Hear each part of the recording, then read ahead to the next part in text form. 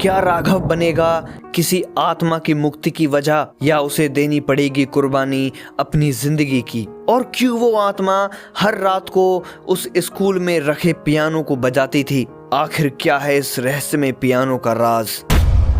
एक छोटे से गांव में एक पुराना और वीरान स्कूल था, जहां कोई भी जाने की हिम्मत नहीं करता था। लोग कहते थे कि रात होते ही उस स्कूल में अजीब अजीब आवाजें आने लगती थीं। वहां के लोग डर के कारण सूरज ढलते ही स्कूल के आसपास भी नहीं भटकते थे। राघव, जो हमेशा रहस्यों को सुलझाने में दिलचस्पी रखता था, उसने इस स्कूल की सच्चाई जानने का फैसला किया। एक रात हिम्मत जुटाकर वह स्कूल के पास पहुंचा। चारों ओर गहरा सन्नाटा था, केवल रात की ठंडी हवा चल रही थी।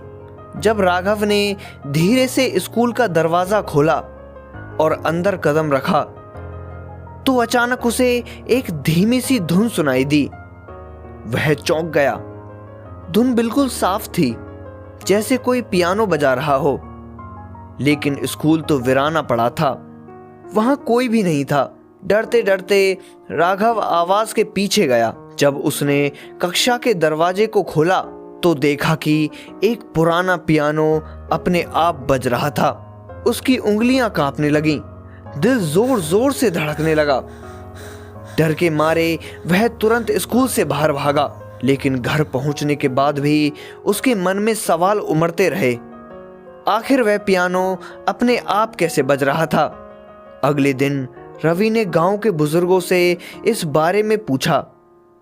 उन्होंने बताया कि यह स्कूल सालों पहले बंद हो गया था। यहाँ कुछ बच्चे पढ़ते थे जिन्हें संगीत से बहुत लगाव था। वे स्कूल के पुराने पियानो पर अपनी धुनें बजाते थे, लेकिन एक दिन किसी कारणवश स्कूल बंद कर दिया गया और वे बच्चे फिर कभी वापस नहीं आए। कहा जाता है कि उन बच्चों की भावनाएं, उनका अधूरा प्रेम और उनका संगीत उस पियानो में कैद हो गया, और तभी से हर रात वह पियानो अपने आप बजता है, उनकी याद में, उनकी अधूरी धुन को पूरा करने के लिए। राघव उस रात के बाद भी स्कूल और पियानो की उस रहस्यमय कहानी को भूल नहीं पाया।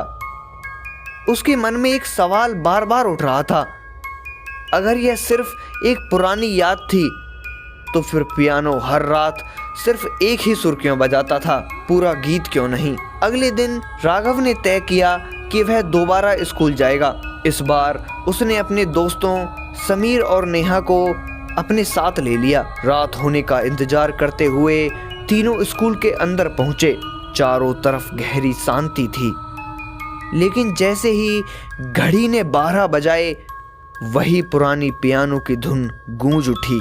तीनों का दिल जोर जोर से धड़कने लगा। रवि धीरे धीरे पियानो के पास गया और देखा कि इस बार उसके सामने एक परछाई खड़ी थी, एक लड़की की आत्मा। उसकी आंखों में उदासी थी, जैसे वह किसी का इंतजार कर रही हो। लड़की धीरे से बोली, मेरा गीत अधूरा रह गया था, क्या तुम इसे पूरा कर सकते हो? राघव और उसके दोस्तों ने हिम्मत जुटाई। उन्होंने पियानो बजाना शुरू किया, लेकिन जैसे ही पहला सुर बजा, लड़की की आंखों से आंसू बहने लगे। मुझे पूरा संगीत याद नहीं, उस लड़की ने ऐसा मायूस होकर कहा। उसी वक्त नेहा ने एक पुरानी अलमारी खोली। वहां उसे एक फटी पुरानी डायरी मिली, जिसमें एक अधूरा गीत लिखा था। यह वही गीत था जिसे वह लड़की अपने जीवन में कभी पूरा नहीं कर पाई थी। तीनों ने मिलकर वह गीत पूरा किया, और पहली बार उस पियानो से एक मधुर धुन निकली। जैसे ही गीत समाप्त हुआ, लड़की की आत्मा मुस्कुराई और धीरे धीरे हवा में विलीन हो गई। उस रात के बाद उस स्कूल से फिर कभी कोई अजीब आवाज नहीं आई।